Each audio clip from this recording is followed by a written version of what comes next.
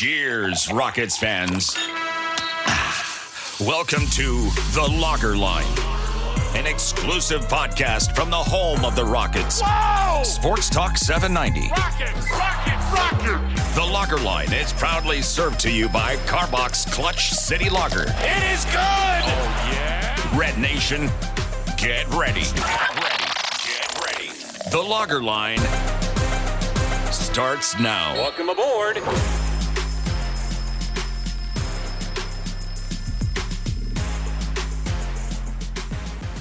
Welcome in to another new episode of The Lager Line, as always served to you courtesy of Clutch City Lager of Carbach Brewing. I'm Ben Dubose, your host, editor of USA Today's Rockets Wire, and contributor to Sports Talk 790, the official flagship radio station of your Houston Rockets. I'm joined by my good friend, co-host, and producer out of Portugal, Paulo Alves, who you can follow on Twitter /X at Paulo Alves NBA. Me, I'm at Ben Dubose. So, spoiler alert, I suspect this is going to be a podcast where we air our grievances. It has been another not-so-great week for the Rockets. We'll talk about that momentarily, but I want to lead off with something positive, because even in a month that has not gone well for the Rockets on the basketball floor, it is also a month where it's gone poorly, and even worse for the Brooklyn Nets, who have now lost 11 of 13 games, 16 of their last 20. They're currently 8th in the standings order for the draft lottery, and as things stand, have between a 25 and 30% chance of actually getting one of those 4 lottery picks. And more noteworthy, we're now 2 weeks from the trade deadline, and it doesn't seem like a Donovan Mitchell or any other top 15 transformative player type is going to hit the market. So even though Brooklyn, with Houston owning their draft capital through 2027, is incentivized to upgrade their roster, they do have picks from Phoenix from the Kevin Durant trade to use as ammo. It just doesn't look like any player of that stature is actually going to be on the market. So because of that, it feels like Brooklyn's stuck. The period of them being really bad, again, 11 of 13, 16 of 20 is pretty long. That's a good sample. And now we're close enough to the trade deadline to where I don't really see any huge all-star level name coming available that could transform the market. So for me, Paulo, the Eastern Conference is such a cluster that they're still only a game and a half back, and they're actually playing Minnesota as we speak. So we'll see if that adds to their woes. But regardless, Brooklyn's in a bad place. I know the Eastern Conference play-in field is so weak that conceivably, if they got hot in April, they could still make the playoffs and throw all of this off. But at this point, I'm buying into them being really bad. The sample is pretty large. And so because of that, I would say at this point, I'm cautiously optimistic that not only are the Rockets going to get a lottery pick from the Nets as part of the James Harden trade from a few years ago, I think they're actually going to get a top 10 pick. Paulo, where are you at on the Brooklyn outlook, which is the one thing pertaining to the Rockets that is improving by the day? Hey, Operation England's doing pretty well. That's true. I meant at a team level. Yeah, for sure. I got you. I mean, I'm surprised. I had the whole rant a couple of episodes ago about how I was outraged that because of how bad the East was, that the pick basically had a ceiling at 9th, and it's currently 8th, and they are half a game ahead of the Grizzlies and 1 full game ahead of the Raptors. If these teams don't tank, which, I mean, maybe they are 2 typical we don't tank teams, but they should have all the incentive to do it. They could finish ahead of Brooklyn. Brooklyn's been so terrible that the ceiling that I thought the pick had, it's just not there anymore. And it could go as high as 6th. I don't think Portland has any chance. I don't think Charlotte has any chance. I think there's the clear tanking tier in Portland, Charlotte, San Antonio, Washington, and Detroit. Those are not going anywhere. But 6th, going 6th heading into the lottery is actually some really good odds to get into the top 4. It's at the top. It's like I'll call it 40% chance. At 6th, you have a 40% chance of getting into the top 4. You have only a 5% worse chance at getting the number 1 pick than the team that finishes last. I mean, we've been through this with the lottery the last few years. The teams that are truly, truly bad with the best odds possible don't really get that rewarded anymore, which, by the opposite. So looking at the other end of the spectrum, then the teams that are not absolutely terrible get kind of rewarded for not being that next level bad with better odds. And in this case, via the Nets, it's for the Rockets get that reward. And it would be so ironic that after 2021, which was labeled a legendary draft class, 2022, which was labeled a not so great draft class, but ended up having an incredible all-star #1 pick and an incredible looks like future all-star in Chet Holmgren #2 pick. In those two drafts, Rockets didn't jump into they remained within the top tier, but not the top pick. And then last year, they just missed out on Scoot Henderson, which seems to be actually a good call, judging how he's playing so far. Thompson clears. Yeah. He did on Wednesday, at least. But just from a pre-draft perspective, right, those all look like better drafts than this one. It's be ironic if the Rockets jump to one in this one. Yeah. Because it really doesn't seem like there's, I haven't done basically any scouting work, just superficial stuff, but it doesn't seem like there's a incredible prospect out there. Right. Although it's hard not to be enamored by at least Alex Sarr, right? Just because of the potential fit with Şengün as a weak side shot blocker. He's incredibly lengthy. That being said, even if they get the #1 pick, I could see them drafting it. But if just because of Sarr himself, but if it were any lower, I think the best decision to make is to trade it Probably. out, or and this is the first time I'm actually thinking about this, because it's been very recently that I have kind of sold my Jalen Green stock. I mean, you could draft, if the pick's really high, you could draft someone if you plan on trading Jalen, because I think 6 is the most you can run of young guys while still trying to be competitive. I think if you got any more, it's too much. And thankfully, Aman and Cam are showing, and Jabari and Tari already, and Şengün are showing to be capable of playing, I'd say, winning basketball already. And so that gives the Rockets a little bit of leeway. So I could see them drafting the pick if it's really, really high, and if they do trade Jalen. But otherwise, I think they would trade it. But this is all fantasizing about this scenario where we go up to 6 and then jump up. In the last few drafts, I'm not sure if it's pick 6, but either pick 6 or pick 7 I think it's 7. Is it 7? I think it is 7. Yeah. 7's the one that always jumps up, right? I knew that in this case it was actually both. But yeah, in the last few drafts, it's pick 6 and pick 7 are that tier that we haven't, I think, since the D'Angelo Russell draft. I can double check that right now. Yeah, since the D'Angelo Russell, since the Ben Simmons draft, I mean, we haven't had a draft where nobody moves, right? And when you're assuming that someone's going to move, usually it's that 6 and 7 spot that jump up. So yeah, there's a pretty decent chance, and I don't want to divert the conversation too much, but I did want to talk about something that's been floated around on Twitter, which is all of a sudden, all of these guys that haven't been paying attention to the Brooklyn pick situation, from that either cover other teams or cover the Nets or just national media guys just stumbling upon the fact that Brooklyn doesn't have any protection on these picks.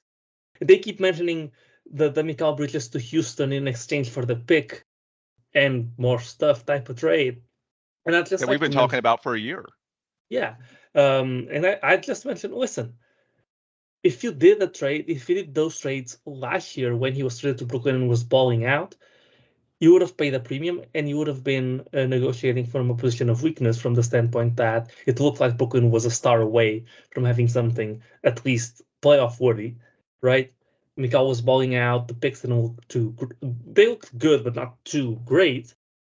Well, right now the picks look absolutely amazing, right? So you have all the leverage, and if the Nets come to you for you to trade their picks back to them, then you hold even more leverage, because they can't argue anymore that they believe that they'll be good going forward, because they don't. That's why they're trying to trade for their picks back.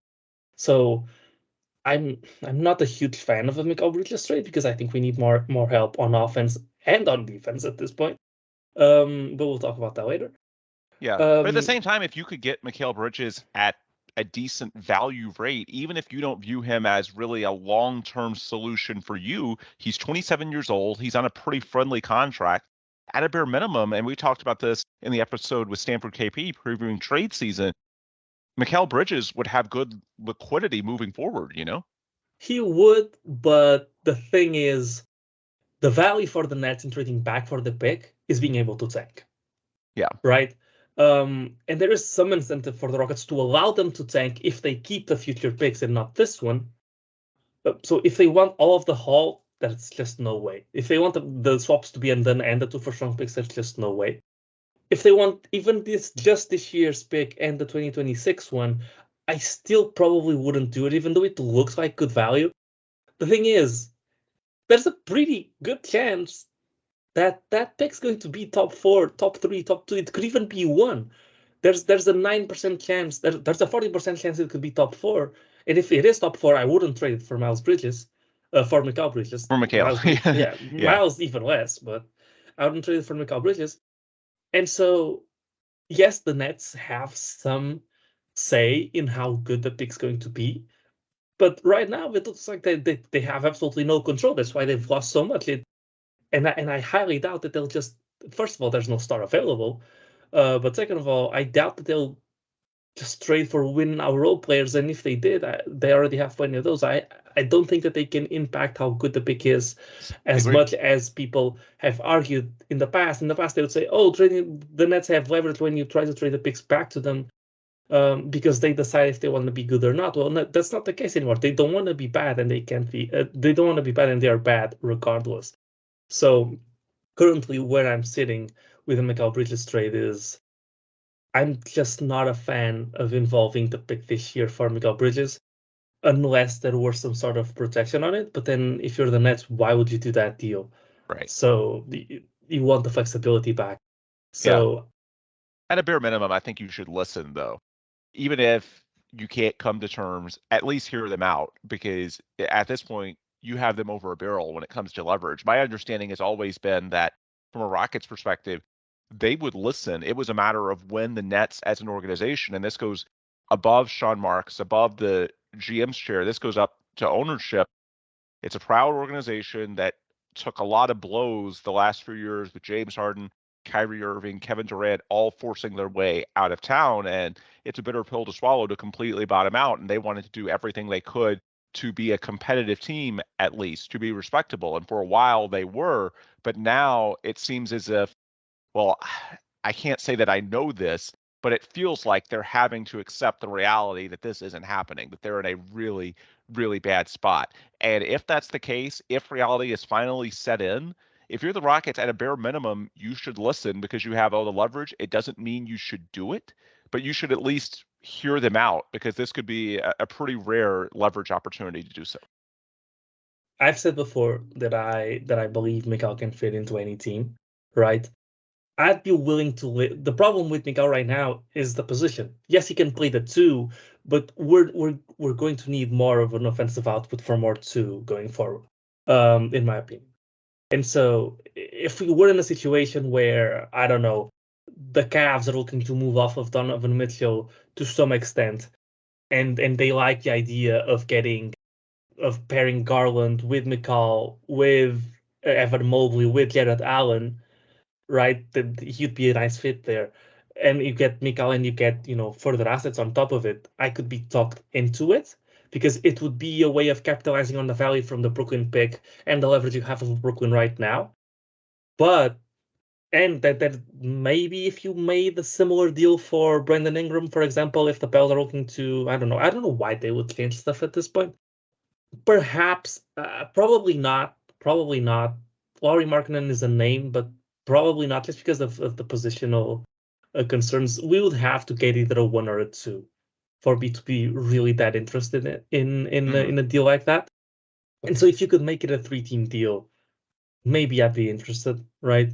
But if you could get a pick from a team that projects to be bad next year, and you delay the pick a year, and you get something that looks like a lottery pick next year, I don't know why. I don't know what team would do that, because usually those teams aren't trying to trade for Right. for established role players. But I mean, the Blazers have been doing crazy stuff for a while now, so who knows? For example, or the Hornets. The Hornets are a team that would have potential of doing that, right? Because they just, no matter what, can't seem to figure it out. Maybe LaMelo is just a broken player on the defensive end. But in a case like that, I'd be willing to do it. Either trade it for a chance at Cooper Flag next year, or just a guy that helps us right now, that can help us right now, and for the future, Yeah. a star level player. Other than that, it's just the only thing that I fail to include into the calculus that maybe I'm underestimating is the fact that if you give Brooklyn the chance to tank this year and you take Mikal Bridges away from them, we all know that as good as prospects may look on paper, when they come into the NBA, they always Yes. suck and they never contribute to winning. Like even Scoot Correct. Henderson, who looked like, even Wemby, who Wemby. looked like Yeah, exactly. their teams still suck. And I think front office is getting enamored by the potential and think that they'll be better coming in than they usually are. The Rockets learned this the hard way as well. So you could be condemning them to be really bad for the next 3 years when you have the picks if you give up the pick this year.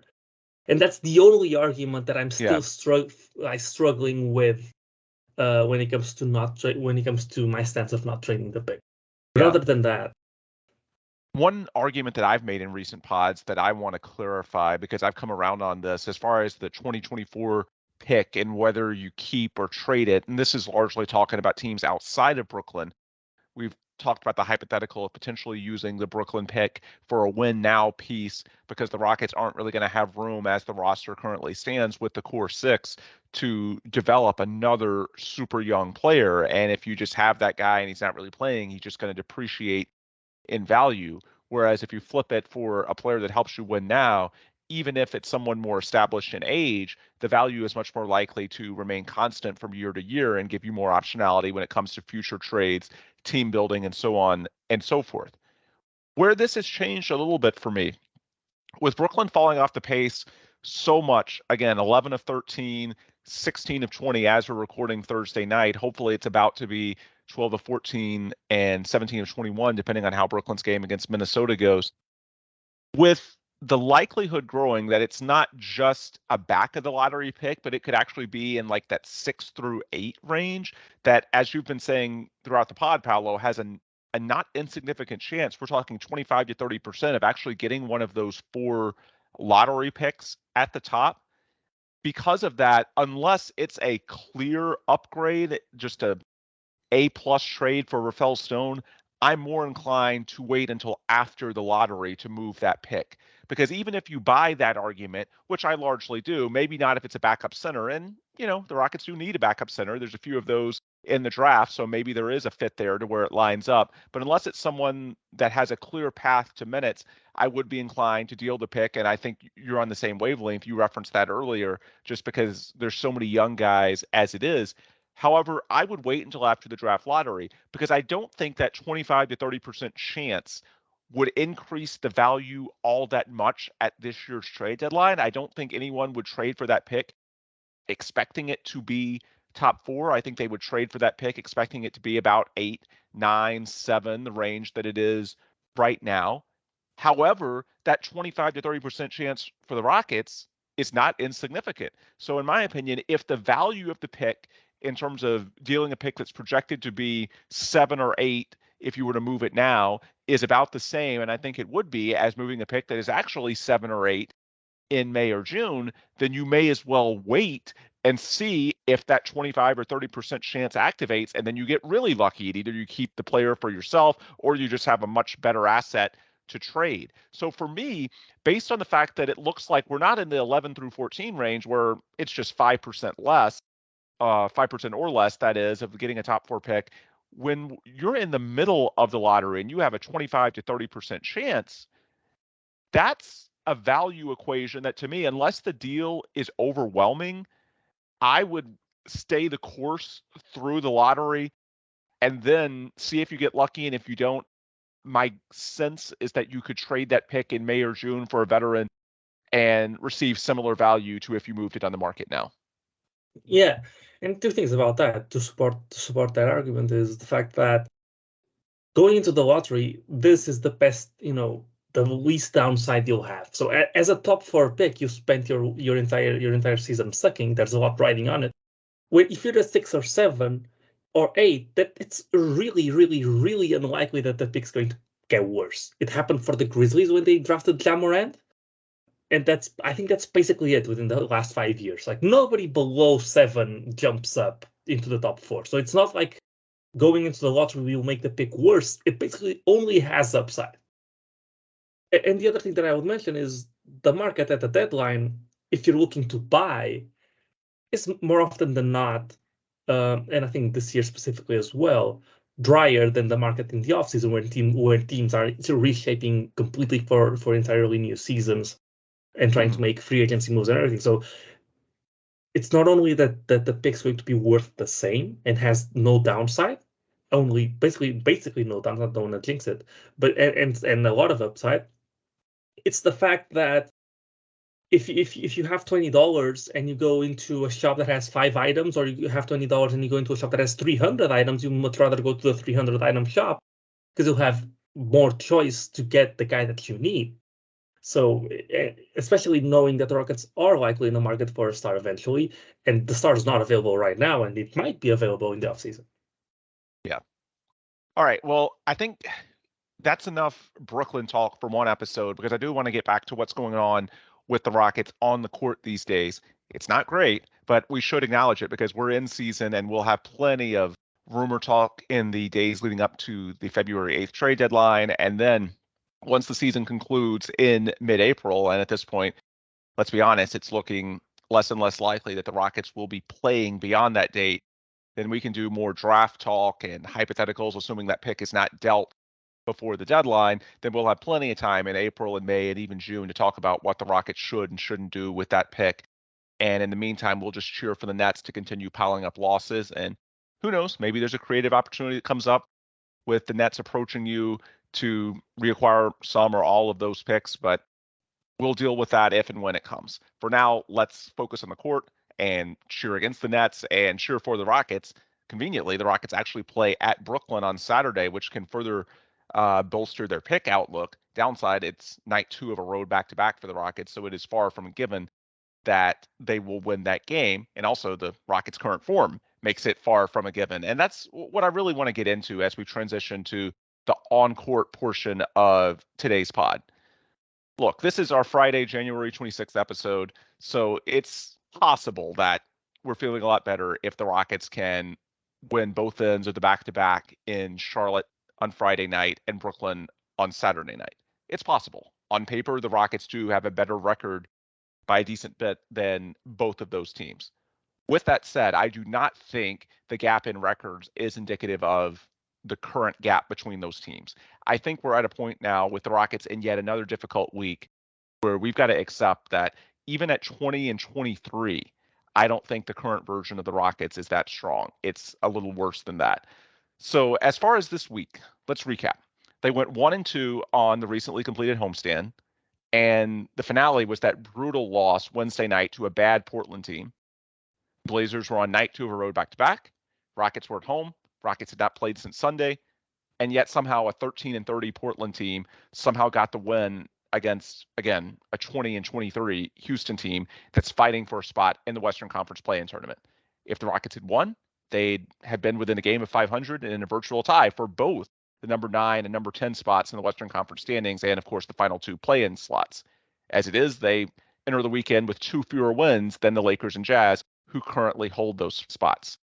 By the way, Paulo, you referenced Portland earlier. How bad of a tank are they doing? Not only did they somehow beat a Houston team playing for everything, but the night before, when they lost in Oklahoma City in hilarious fashion with Billups picking up the double technical in the final 15 seconds in the game they were leading, and I believe Jalen Williams then hit a shot nearly at the buzzer to beat them, they actually protested that result. How crazy is it that a team that's obviously incentivized to tank is not only playing hard, they are literally protesting to try and flip a result that went their way in the tank race in a season where they have literally nothing to play for from a basketball perspective. Yeah, I mean, let's not pretend like the protest is going to do anything, because it never does. I mean, Shout out James well, Harden and James Capers, but yeah. you're kind of sending a message to the locker room with a little bit of your credibility before the league, right? But to talk about that game, man, I think it was the worst loss of the season. And I know it's easier to say that coming right off of it, right? Because I know the first game of the season against the Magic stunk. The loss to the Spurs stunk, right? There's been bad games. But this game, there was just no urgency. They were one of three things. They were either lazy, hurt, or complacent. And none of them bode well for the future. I mean, Right. if they're complacent and lazy, I mean, I guess lazy and complacent are basically the same thing. If they're lazy and complacent, then what does that say about Ime Udoka? That I mean, I'm not saying that he should go anywhere, far from it. That his message is no longer reaching the locker room to the same extent. Did the losing do this? Did the injuries do this? The wear and tear of a season and then being more tired do it? I don't know. The efforts pour from across the board. I mean, the only guy that you usually point to, I mean, I guess aside from Lament Thompson, who doesn't play enough really to impact the game that much, the only guy that you usually point to that gives 100% effort all the time is Eason, and he's hurt. But even guys like Dylan Brooks and Fred VanVleet, Right. the effort is just not there. They've played awful defense. Like Dylan Brooks is getting blown by. Dylan Brooks is getting cooked by. I think it was Jabari Walker. Yes. Or Matisse Thybulle or one of those guys. Like these guys are role players, and you can't just take the game personally when you're guarding LeBron James. You got to do it every single game, and I'm not sure if Dylan's been hurt and he's come back. I don't know if he's still dealing with some pain from those games. Fred VanVleet's been hurt. He's been playing a lot this season. He has a problem on his back. I don't know if that's the problem, but he was getting blown by basically every single possession. Listen, I'll be the first guy to tell you that I support a rim protecting center as from an archetype perspective when building a basketball team in my ideal basketball team, right? But I can't even blame Alperen Şengün because, yes, ideally I'd want a rim protecting center, but that's not a must on every single team. Teams make it work without it. What they do is they have great perimeter defense and they just contain the drive. If you're constantly getting beat on the perimeter, then and you don't have a rim deterrent at the 5, you're one rotation away from getting beat. They don't even need to make the extra pass. They'll just finish at the rim right away. You can't even play scramble defense because you're not even forcing them to not shoot the layup. And we got cooked by literally everybody. Like everybody could get to the rim. But this Thybulle could get to the rim. Anthony Simons could get to the rim. Malcolm Brogdon could get to the rim. Yeah, we got cooked by Malcolm Brogdon. Who's I forget his first. I think it's Duop Reed who was cooking us as well. Yeah, I was just stunned by Brogdon because he's not a guy now in his 30s that you think of as being especially athletic with his first step, and he was getting by Fred at will. Yeah, and it was just awful effort. It's been the case for a while now. I think Clutch fans had a tweet about it. The defensive rating being one of the worst in the league ever since it was one of the best in the league. And the only guy that's pulling his own weight on offense to warrant not being that great on defense is Şengün. And that's why most of these games are close, because at some point Şengün takes over and makes the game close. But this is the Portland Trailblazers. We have to be blowing them out. And it's not like they were. It's not like they were unconscious from 3 and we weren't. I mean, I didn't check the game. The Rockets shot well too. That's what I got from they did well. fall off in overtime. But yeah, for most of the game, it was comparable from 3. It's just the Rockets didn't lose because of poor shooting. They lost because they couldn't get a stop. Yeah, and so when everything went down last night, my first inclination was to blame the luck because the last 5 seconds was just total garbage. The Rockets had a 4-point lead with 5 seconds left. That was after the stretch where Şengün took over late, as he often does, and Brogdon hit a fadeaway 3, falling out of bounds. Then you had Aaron Holiday make his 2 free throws. Was really hoping that they would try throwing the ball in the air with only 2 seconds left. But I guess the Rockets didn't want to take that chance. Portland did have a timeout to advance the ball if they got it. And ultimately, Holiday makes his 2 free throws. That allows the Blazers to set up a play down 3. And they got it to Jeremy Grant, who off balance somehow banked it in from the right wing. Off balance, a wild heave. I would guess the combination of the Brogdon shot and the Jeremy Grant shot at the buzzer, both within 3.1 seconds. I would say that's 1 in 100 that you'll see both of those shots go in almost simultaneously. That's incredibly bad luck. With that said, this is the Portland Trailblazers. This is not the Chicago game where I was making the case a couple of pods ago that you shouldn't focus on the first half. You should focus on the late game execution issues.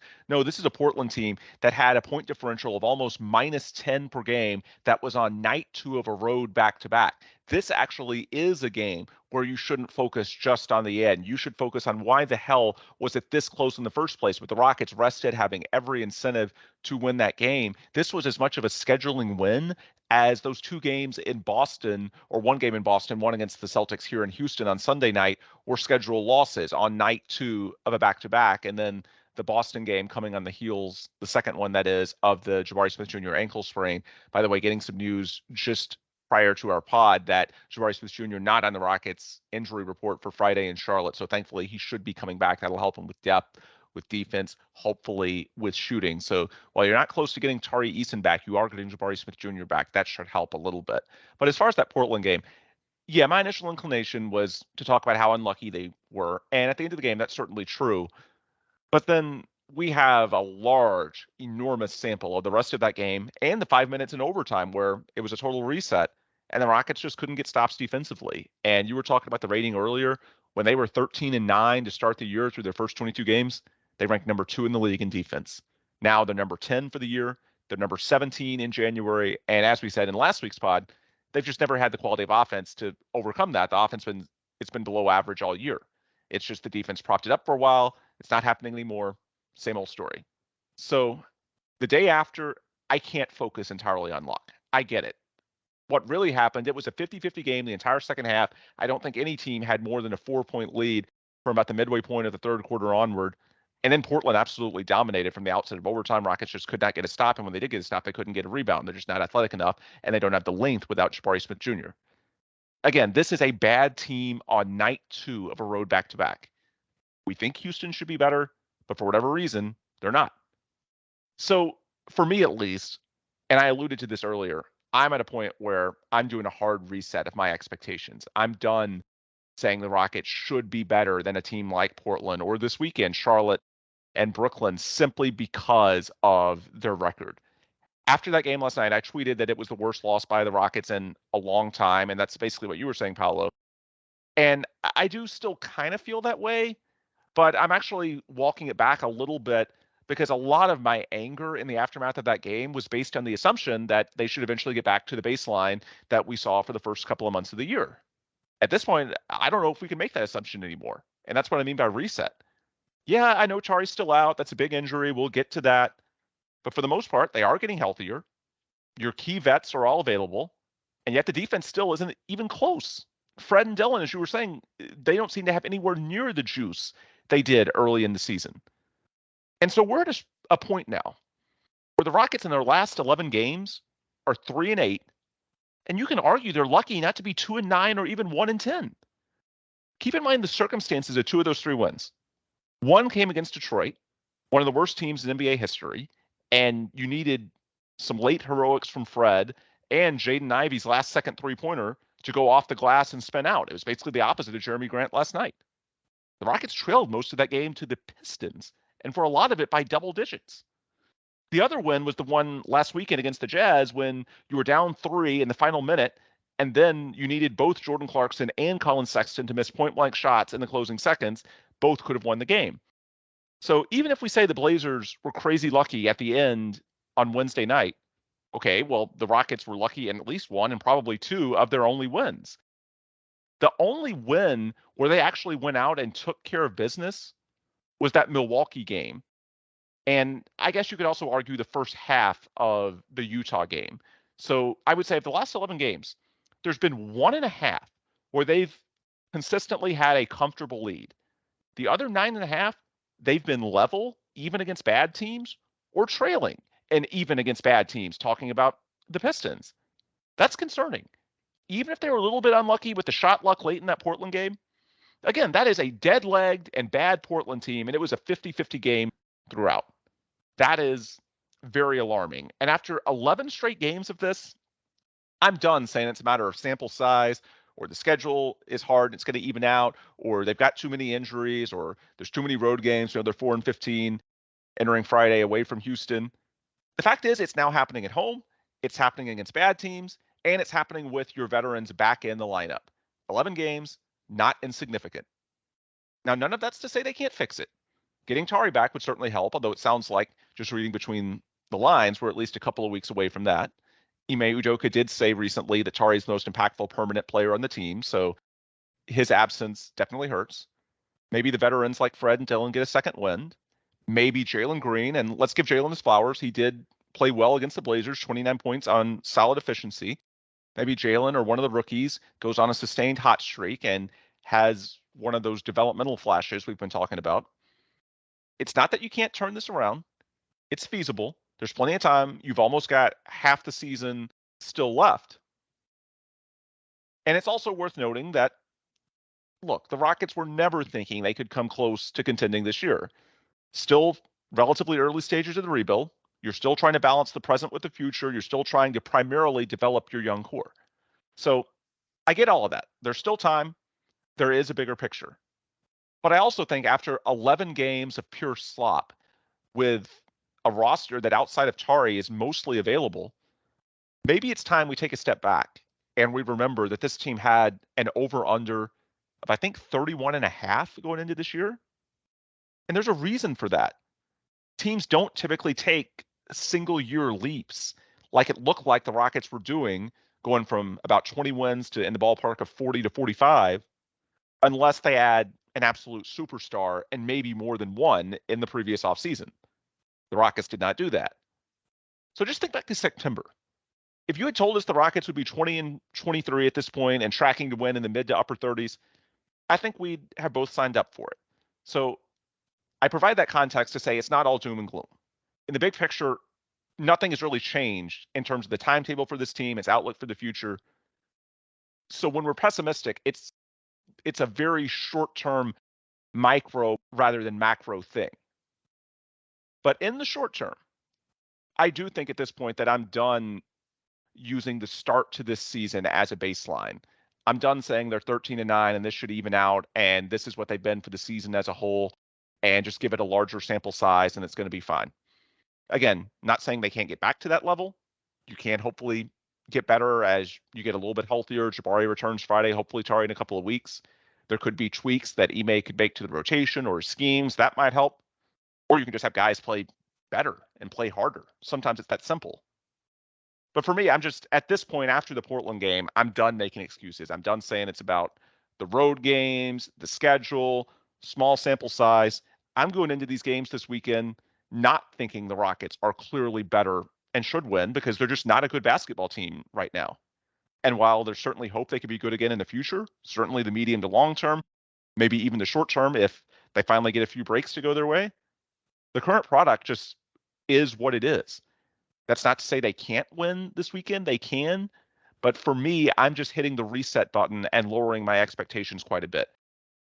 For me, losing that Portland game at home with the rest advantage, with everything on paper pointed your direction, and doing that on the heels of that previous 10-game stretch, to me, I've just sort of hit the point where, at least for this season, I'm just sort of resigned that this is not the team we thought it was a month ago, at least not without Tari Eason. And for now, it's time to stop thinking the Rockets are inherently better than pretty much anybody.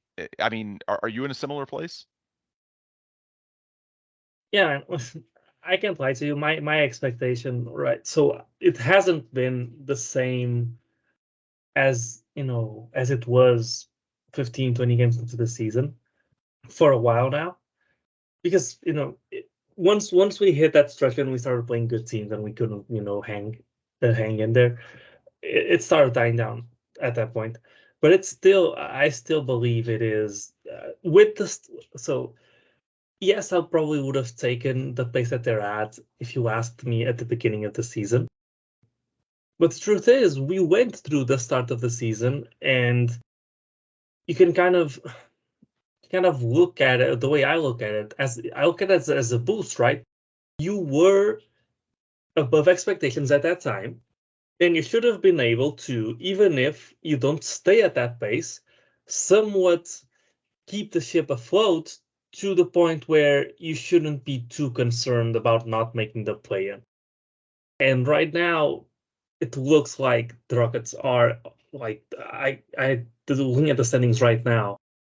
The Rockets are out of the play-in by two games, even though they have 2 games in hand. I don't think at this point, with 2 games in hand, you expect this team to win both.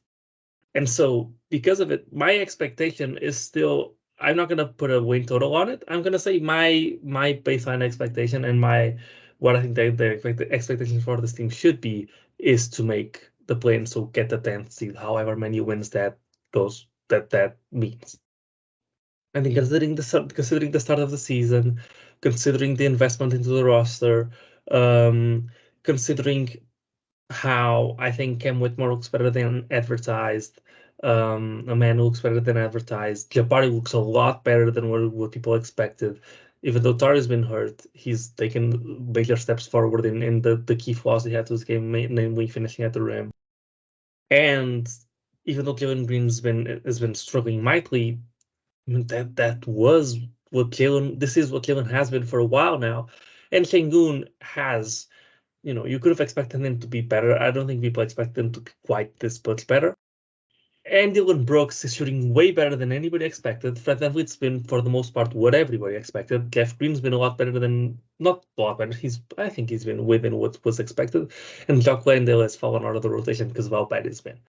But this is overall a positive, right? So I can't really, after making this analysis, I can't really point to expectations and say, oh, my expectations are, the 35 to 38 wins that we would have been happy with to start the season. So considering all of that I've mentioned so far, I think the 10th seed should still be the reasonable goal for the season. And if we reach the end of the season and we don't make the 10th seed, I will consider the season not a failure, but at least underwhelming. And not saying it should warrant firing anybody. I think it would have been good enough to run it back again. But there would be some pressure on people to make moves in the offseason to take the extra leap after that. So yes, the expectations are lower from what they were 20 games in. But overall, I think the first 20 games should still hold you to the standard of, with the first 20 games that you had everything to make the play, and so that should still be the expectation. I reset the expectations 20 games in.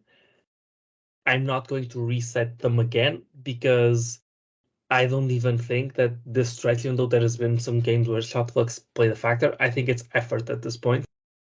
And there's the only way you lose to a team like the Trailblazers is because you're not playing with effort, because the shots were going in. You had Jalen Green have a good game. You had Alperen Sengun have a good game. Nobody shot you out of the game, even though Fred VanVleet tried to. That effort on defense is not. I mean, try to some extent, right? So it's not like he made it any easier to win the game, but he's not the reason we lost. Is my point. It is basically, it starts at the top with the vets. They did not set the example of that game. And it goes all the way down to everybody on this roster except for Amen Thompson has not been playing great defense for a bit now. And as we've established before, this team is not good enough at offense to sustain wins through what mostly is just one good offensive player in Sengun and Dylan Brooks, I'd say. So it's just rough, but I'm not going to give up the standard that I think they should make the play in this season, considering the head start they got with the first 20 games. Yeah, I think some of this is semantics. It's not so much that I'm saying that I'm okay with them missing the play-in tournament, because that word should, I agree with you. They should be better than this. It's just, as far as expectations, I just think we're in a stretch right now where there are, a number of reasons for it. But even though on paper, I do think that they're better than they're currently showing, and they should be, at least winning games like Wednesday night against the Blazers. In terms of will that actually happen, I'm sort of agnostic. It's possible. I'm hopeful entering a couple of games this weekend where you have a big advantage by record, but I don't have the same sense of confidence that I did a month ago, because a lot of that confidence was based on the effort they played in and played with every single night. You always hear in basketball that defense travels, and that's something that even when the Rockets were on the road and not winning games, they were at least competitive a lot of the time because you could count on that effort. And now even at home, they're not playing with that level of effort. And so that's where, for me, should is a slightly different criteria. It's just for me with my expectations, I'm no longer going into it thinking, oh, this is a game they've got to win, and I'm going to be devastated if they don't. No, at this point, I'm just sort of shrugging my shoulders, at least for the time being, and saying that this is not the team. Hopefully they can get back to it, but for now, it's just not the team that we saw from the first couple of months of the year. And it sort of leads me into the next topic I wanted to raise, the follow-up to this, which is what you would do to conceivably change things. You pointed out the veterans not playing as hard, and I'm largely in agreement with you on that. But it's Fred in particular that I'm pretty concerned about, because defensively, he just does not seem to be moving nearly as well, particularly laterally when it comes to denying dribble penetration, and the Rockets do not have a shot blocker to help overcome that. It concerns me because we know that the game he missed against Boston with the back issue, it was not just night to a road back-to-back. Ime said it dated back to at least the early stages of that road trip. Fred said it affected his shooting when in last pod we talked about the downturn, particularly the Celtics and Sixers games with Fred, and now it looks like he wasn't healthy. And when you look at the decline defensively, not having the juice that he had earlier this year, that's where a back injury can cripple you. And I looked at his history over his career. He actually missed time in 3 different stints a year ago with the Raptors due to a back issue. Now, none of the major, we're talking about just a game or two at a time, but with a guy who plays as many minutes as anyone in the NBA and is now approaching 30 years old, between the workload, the minutes, we know the Rockets rely on him, and the fact that this is at least the 4th time in a season and a half that he's had back issues, it does worry me a little bit. Just looking at how his defense has declined and the general mobility, that does make me at least suspicious of, is this a guy who just does not have the juice, the ability to move side to side that he used to have? And anyone who's had a back injury knows that that can zap a lot of your fluidity. So with that in mind, as far as what the Rockets can do to actually change the form, be it to the rotation, to the schemes, to hopefully get back to where they should be based on the personnel, based on the talent, which I think is where you were going with your response, Paulo. For me, the biggest solution is playing Amen Thompson more. That game against the Blazers, I know the total was a little inflated because of overtime, but Fred playing 45 minutes in his first game back from a back injury and Amen just 14, that needs to be much more narrow.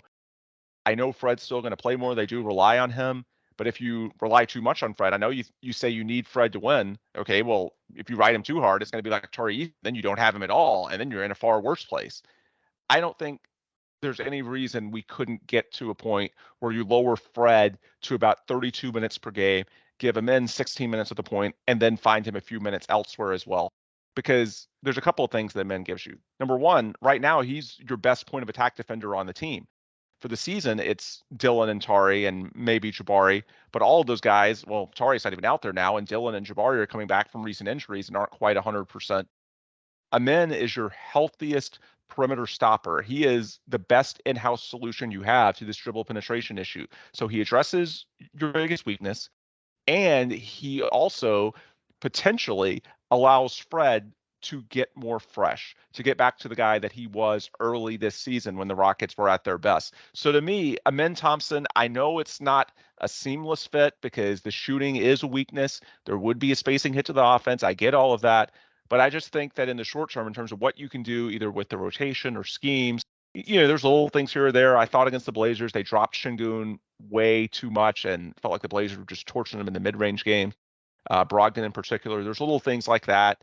But I just think in general, the highest impact move you could make would be giving Amen Thompson more time. Even though he's a rookie, he is a dynamic defender already. That's been where the Rockets have really spiraled of late. They don't have the defense to make up for the mediocre to slightly below average offense they've had most of the year.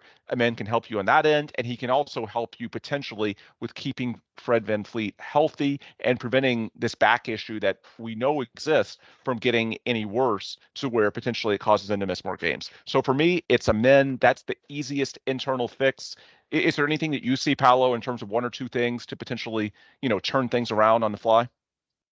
And I'm not gonna lie to you, it's not easy. I can say some things that I wouldn't do. I would not, mess with the wing rotation. I would not trade a first round pick for a player to take me to. Well, by the wing rotation, I mean the 3 and the 4, not the 2. I could accept some changes there. I would not trade a first round pick to get a player that's going to take me to the play-in right now. I don't think it's worth a first round pick to get to the play-in. If there's only value in getting to the play-in if you're doing it because your team are in-house got better, and that's what's taking you to the play-in. Buying your way into the play-in, spending assets that you can spending assets that you can spend in the future instead is not it. That is different from signing Fred and Dylan because those were cap space that you were going to lose if you didn't use. So just going to reestablish that it's not because we're worse that I'd be willing to get this and spend the first on someone to take us to win 3 or 4 more games tops. And by the way, one thing on the subject of trades, I think I can cover really quickly. I've become over this stretch, I have less of a sense of urgency to make a move at the deadline, at least with the obvious needs, the biggest one all year being backup center, because now that you're having these issues with the starting lineup, look, backup center, especially when they were a good team early on, it's easy to point to that and say, look, that's the only clear weakness. And if you improve that, by the way, shout out to Jock Landale. They actually did have a good game against the Blazers. I know it's just one, it's but the hair. Yeah. But I just have less of a sense of urgency because if it's your starting lineup, your closing lineup that's having these issues, not just offensively, but defensively, a backup center is not going to play over Alperen Şengün. He's just too important to what you do. So unless you're getting it at like a dirt cheap rate, to me, the juice isn't worth the squeeze when the issues you're having involve this starting 5 and this closing unit. Because if you're trading, a premium or even a moderate asset, and yet you're not addressing what's really plaguing you at the moment, then why is it worth it in a season where you're not trying to win a title anyway? So that's just a little thing I wanted to put out there, but I'm seeing, for Rafael Stone, not saying there's nothing to do, but in terms of at least backup center, which has been the big need all year long, I see it as a slightly lower priority now that you're having all these issues, even with the starting lineup, even with, I guess more importantly, the closing lineup. Yeah, I kind of maintain the take that I've had throughout the season. I'd still go and get a backup center if it costs second round picks because those low are cost. pretty are pretty inconsequential. The other thing that I would mention is that I do agree with you. Fred has to play less, and Amen Thompson has to play more. And thankfully, Amen Thompson looks more of a positive than what I would have expected. And perhaps with time, with him playing more, teams will adapt to it and give him more space to shoot, and that may hurt a little bit down, like eventually. But 1 or 2 wins may be make or break for the season. So if you can take advantage of teams not being prepared for the man is right now because he's kind of gone under the radar, take advantage of it and play him more, even if you have to scale down the minutes again later. By the way, one other small thing that Amen would do, his length would really help you out with those long rebounds. That's where it was so debilitating against the Blazers. It felt like whenever the Rockets could force a miss, whenever a rebound got out of Şengün's range, and if you're missing a long shot, they're, of course, more likely to come away from the bucket. It felt like the Rockets, and this was worse without Jabari, but even with Jabari, it's not like he's the most explosive guy. The Rockets just did not have the athletes. And so there were so many possessions, especially high leverage possessions, where the Blazers got another possession simply by being able to use their athleticism to tip it out. And of course, if you're playing a bad Rockets defense, which is what they are right now, and you have 2 or 3 chances, you're eventually going to score. And they did, and that's how they scored 137 points. So Amen Thompson, beyond spelling Fred, and giving a different look offensively. He can also help you with his length and ability to attack the glass and get some of those, I guess, mid-range rebounds, if you will, that the Rockets are currently struggling with. Yeah, and then after that, I think just I know Cam Whitmore is rough on the defensive end right now, and at passing on the offensive end as well. Scoring's too valuable. You have to play him more. You have to get him more shots. I mean, there's stretches where he gets hot and he'll give you like 10 points in 3 minutes. He just goes completely wild. And I think at this point, we can live with these deficiencies for that type of scoring. Whether you start, I mean, if you're really looking to shake things up, you may try to start him over Jalen Green. Listen, he did have a good game when you look at the stat sheet, right? 29 points, not the greatest 3-point percentage. He got to the line. He was overall efficient, not incredibly efficient, but efficient. Thing is, he was efficient, and he was efficient for one half. And in the second half, I already saw him take possessions off on defense. I did Like too. instantly. It's like, you played one good half, and you're already behaving like a star on the defensive end, which is not a good thing, even though it kind of sounds like a good thing. One good half against a bad team. Yeah, it's so crazy, and even when you look at how he got, the points, there was, and usually with Jalen, it's really hard to find consistency. There was one consistent thing. He was making mid-range shots against drop when he was wide open. Those are all the shots, or nearly all of the shots that he was making. He tried a couple of mid-range shots off balance, fading away. Those did not go in. The threes, for the most part, didn't go in. He's one of the worst catch and shoot 3-point shooters after being, at least okay for the last couple of seasons. He did have a good game, and trust me, I know I'm being critical, but nobody more than me wants to see Jalen succeed. It's just not happening right now. I'd be willing to try Cam Whitmore as a starter.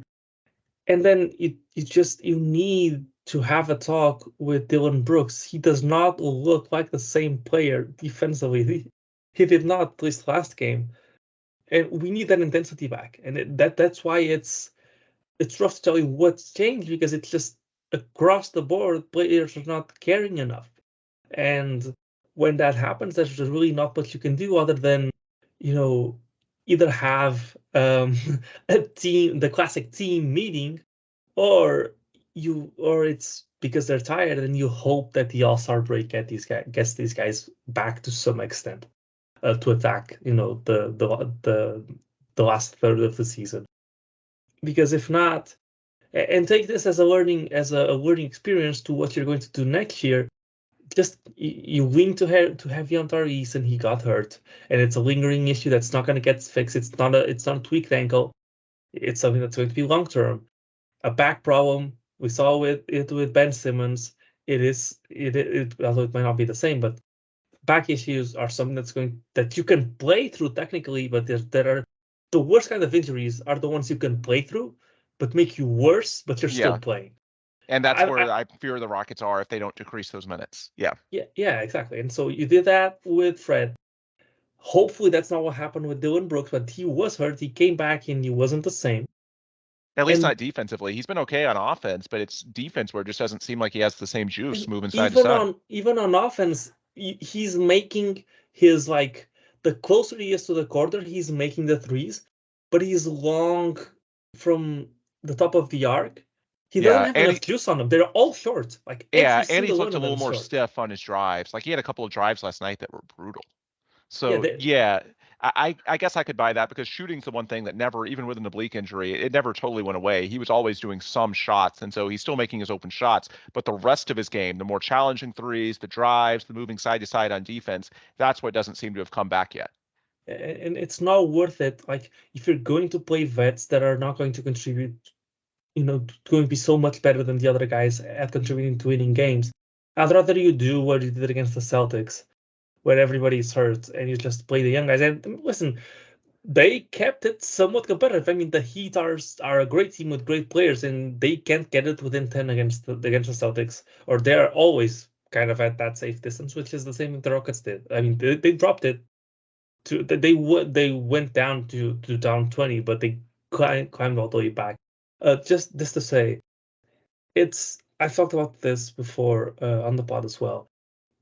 With this team, I'd rather have a 10% chance to win a game, a 10% chance to win a game, a 10% chance to win a game, and then a 90-90-90 than to have 50 across the board, because you need to guarantee as many wins as you can get when it's not that likely that you win, rather than have a lot of 50-50 chances and leaving it up to luck. And that's what playing with injuries does. If you let guys rest and completely heal from injuries, you're going to have a lot of games that are going to be 90% at the exchange of some games that are going to be 10%.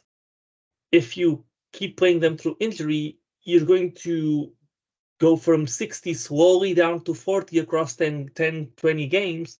And with bad shot luck, you could go 5-15 across those 20 games when you could have probably went 10-10, for example.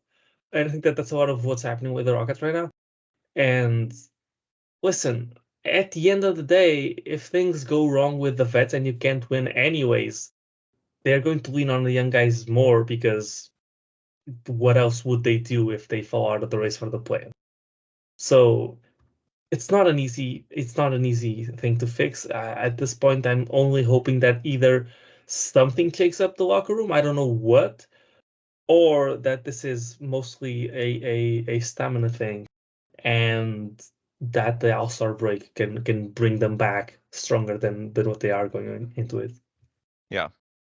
All right. Last topic I want to get to before we close out today's show, and we've touched on Tari Eason a few times. We've referenced them throughout the show.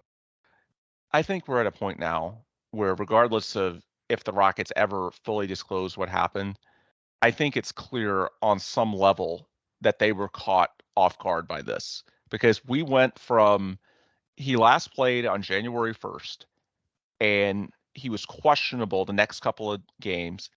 And Ime Udoka actually talked about Tari being day to day and Dylan being week to week. And all of a sudden, Dylan's been back for a couple of weeks, and Tari still isn't even to contact drills in practice. They hope that's next week. And then maybe a week or so after that, he plays. Although after such a long absence, my guess is he's limited to 15 to 20 minutes per game right off the IR, or in the NBA's version of IR. I know technically that's just a baseball thing. But the point is, it's going to be until after the All-Star break before you really have Tari Eason at anything close to the role the Rockets would like to have him at. Ime Udoka, as I said earlier, has said what I've been told behind the scenes for some time, which is that on a per minute basis, Tari is the highest impact guy on this team. He is a winning player. And this downturn, we're talking about going 3-8 in the last 11 games. That's all without Tari Eason. He's important. He showed flashes in December, and we did a pod in our Logger Line archives for anyone who hasn't listened to it about Tari potentially being a star and potentially slotting him into that role that is now Jalen Green. And you talked about potentially giving some reps to Cam Whitmore. We saw the Rockets closing games with Tari instead of Jalen and faring fairly well. Ime Udoka compared him to a young Kawhi Leonard, and not just as a defender, but offensively showing some playmaking chops and potentially being one of those jumbo playmakers. That path is all there. And so because of that, to lose a guy of that importance for such an extended period, when it started off being a day-to-day injury, and Ime repeatedly referred to it as an issue of pain tolerance. We saw him questionable, it felt like, the entire month of December, and he generally played and played very well. It's clear that this has not gone according to plan. And so I don't know who to blame. It's probably a combination of multiple entities. Was basketball ops too aggressive? Did the medical team miss something? Was Tari, as Ime has referenced in a couple of interviews, sort of masking how much pain he was in? My guess is it's a combination of all of those things. So it's not as if there's one person whose head should be on a stake, so to speak. No, it's not like that. But at the end of the day, this is one of the most important players in your organization. And at this point, he hasn't played since January 1st. Next week is February, and that's the week in which the Rockets are simply hoping for him to do some contract drills in practice, not to play, just contact drills in practice. So it's going to be more than a month before he can even take on a small role. When this first happened, the stress reaction in the preseason, it was October 12th. That was his last game action.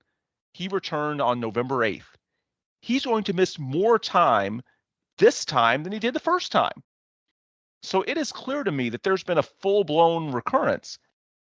And you can't tell me that had the Rockets been more conservative the first time around, make it 6 weeks instead of 4, that they wouldn't have been able to, if not entirely nip this in the bud, to make it much more manageable to play on, because you would have been able to stack weeks of rest together, as opposed to when you allow a full-blown recurrence, you're starting from scratch, and now they're doing at least what they did the first time, if not more. And there's some serious consequences to the team in a year they are trying to win. So I guess at this point, again, I think it's a combination of a lot of issues, and full disclosure, neither of us has seen the medical records, so we don't have all the answers. As stated earlier, I don't think it's as simple as there being one person to blame anyway.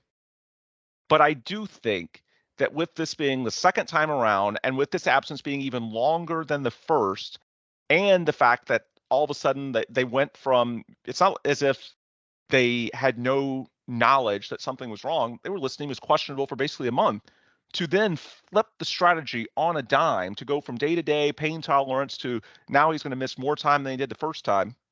Something is not adding up here. I understand the team, they're not required to be super forthcoming, and at this point, it's not an easy story to tell, because I think it's probably a combination of a lot of things as far as the reasons why.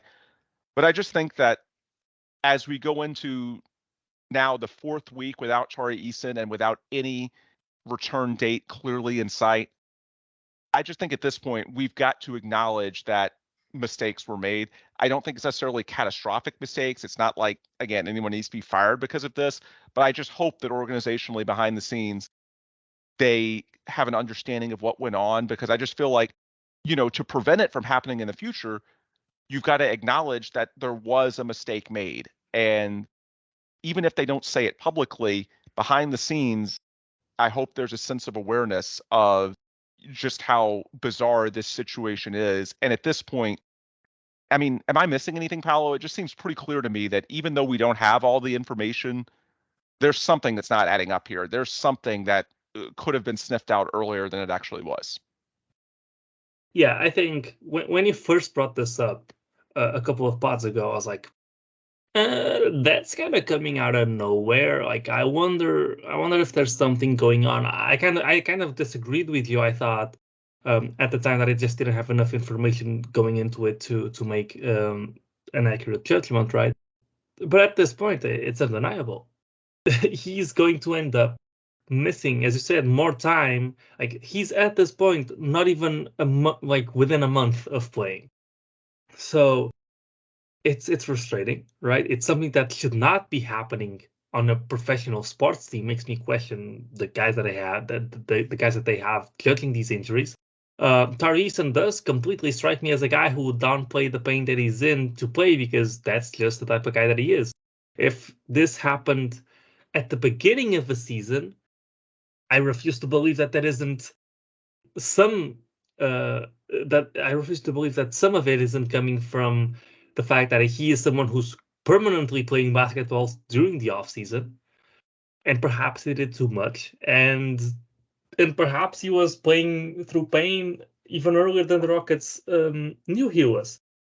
Going forward, as much as I value the season, and as much as the expectation for me is to make the play-in, even as a 10th seed, the most important thing with a prospect as valuable as Tari is you've done enough damage letting it get this far. I would not be having him play through pain at all the rest of the season. Just get this completely figured out, so that this isn't something that's going to be recurring throughout his career, if that's a possibility at all. Just completely heal it. It's the same, even though it's a completely different situation, you can apply the same logic as to why I'm completely opposed to giving up a first-round pick for a player to help win the season. This is the exact same thing. Tari Eason is worth a lot more than a first-round pick, and so I'm not going to risk him to help me make the play in this season. You can apply the exact same logic to it. And so as high as I am on him, it only gets reinforced when you think that, I mean, obviously different issues, but I'm really, really scared of these injuries that you re-aggravate and then heal partially and then you re-aggravate them again. That's how you ruin NBA careers. And the prime example is the guy that we sometimes compare Eason to Kawhi Leonard. Just those types of injuries you have to be really careful with. And if you have a chance to completely heal it so it's never a problem again, and I'm not a doctor, I don't know if that's even possible, I would do it. Even if it means that if you told me right now I am locking the Rockets out of the play-in, but in exchange Tyrese gets to heal completely, I would take the deal. That's how important he is to the future of this team, and that's how careful you should be with his recovery. And if the team doctors couldn't fully diagnose it or provide the correct judgment on it thus far, have them go elsewhere to get a full diagnosis of what the problem is, of what the risks are, and if there are risks for his long-term playing health, then don't mess with it. Just give it as much time as it needs to heal. If it means that he's out for the season, he's out for the season. It's not worth bringing him back within a month if he's going to be managing pain until the end of the year, and that's going to impact his longevity and how good he can be, because he's already very good, but he can be even better. And it's just not a season where it's worth sacrificing anything long term. We've been talking about this through trade scenarios the entire year. It gets magnified tenfold when you're talking about a guy as valuable and as important for the future of this team as Eason is. Absolutely. And as we wind down the pod, I want to reiterate that I do think the Rockets are taking that approach now. If it takes the season, it takes the season. I think they get it now. They recognize the severity of what they're dealing with. It's just, regardless of whether they publicly disclose it or not, it seems pretty clear that they did not properly recognize the severity of it at earlier stages this season. I don't know how much of it is the coaches and basketball ops versus the medical staff versus Tari himself just not being fully honest with how much pain he was in. It's probably a combination of a lot of different things. But at this point, this is such a weird situation with the timeline shifting dramatically and the standard going from pain tolerance day to day to now, at least a month off and perhaps more than that. It's time to acknowledge that this is just not adding up. Not every injury is linear. I get it, but there's been enough curious decisions here to where I hope it's not even so much about this injury, because I think they get it now. They are taking it seriously. Again, you'd be a fool not to when the same injury comes back, if not the same, maybe even worse at this point.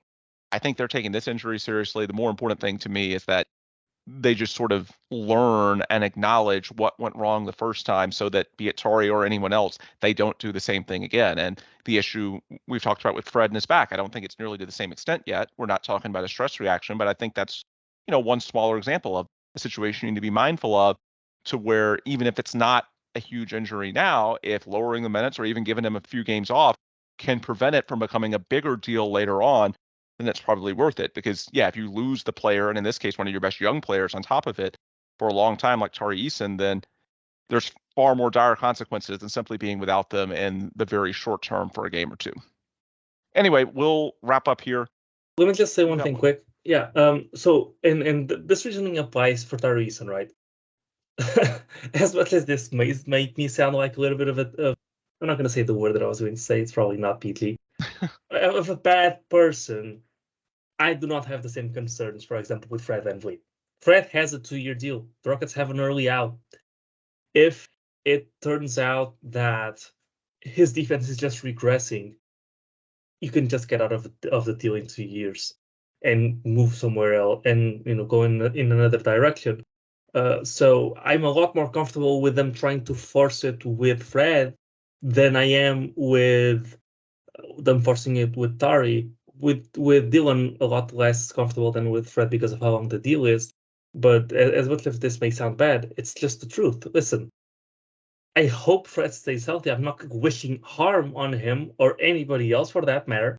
But from a team perspective, it's worth more to have that approach with Fred than it is Sure. with anybody else. Sure. When you're talking So, long term, absolutely. I'm just yeah, talking about, this season in terms of, perhaps sacrificing a game or two so that you're not having to sacrifice 6 or 7 weeks. yeah, especially because with Fred you make the judgment based on this season alone. With Tara, you make the judgment based on the future of his entire career. Because to be fair, if Fred's going to be playing at the level that he was playing, at least defensively, last game, it doesn't matter how hot he gets from three. He's not positive enough on offense to make up for what would be a poor defending Fred VanVleet or what he was last night. And listen, as bad as I feel, he knew what he was. I'm not gonna say he knew what he was getting into, but he's getting paid super max money or max money for an all-star, which is it's less than a super max, but it's more than normal max, I think. Or he's getting paid a huge overpay for 2 years, right? He can't expect to get that and also get the Rockets on. And obviously, this has all has to be with Fred being willing to play through it, right? Which apparently he is. But from a Rocket standpoint, you're overpaying this guy for 2 years. It is very much a type of, very quick stint where you're trying to extract as much value as you can out of it, rather than a long-term play. Right. So just say how those two situations are different. How I really don't mind them trying to play through pain with Fred VanVleet, as long as he's playing at a decent level, right? That's not if he's not playing well. Versus with Eason, where there's far bigger consequences if it goes wrong. Fair.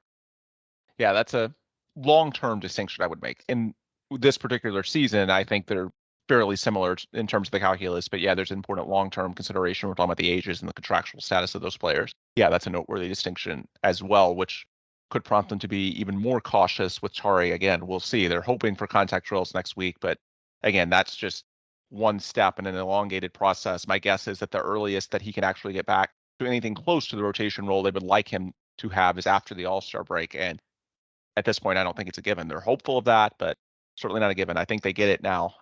My hope is that, they learn from this and there's nothing like this that happens in the future. All right, we'll finally bring things to a close here. Talked enough for one episode. Apologies for being a bit of a downer. That's why I wanted to lead with the Brooklyn draft outlook, because at least there's a positive there. Even if the Rockets aren't winning games, thankfully the Nets aren't as well. So hopefully that continues this weekend, because Rockets visit they're Brooklyn. Down 12. So yeah, there we go. So hopefully that does not jinx it. If by the time we upload this on Friday, the Nets rally to a win, then yeah, that would suck. Anyway, we'll wrap it here. For Paulo, I'm Ben. If you want more content from us before the next episode of the show, you can follow us on Twitter/X, Paulo at Paulo Alves NBA, me at Ben Dubose. And then as far as supporting this show, as well as the friends, partners, and sponsors of the program, best way to do that is by going to the Logger Line on Twitter/X, twitter.com/the Logger Line. If you hit up the link tree in the bio, you can access USA Today's Rockets Wire, Karbach Brewing, where this show is put on, of course, in collaboration with Karbach and their beer Clutch City Lager, developed with the Rockets. So check out Karbach's content. Sports Talk 790, official flagship radio station of the team. We run our show through their platform. And of course, USA's Today's Rockets, where we're on the editor. The links for all of those are available through the link tree at the Logger Line on Twitter, and also our distributors, Apple, Google, Spotify, wherever you want to listen to this show, you can find it there. You can also, if you haven't already, subscribe, leave a positive review.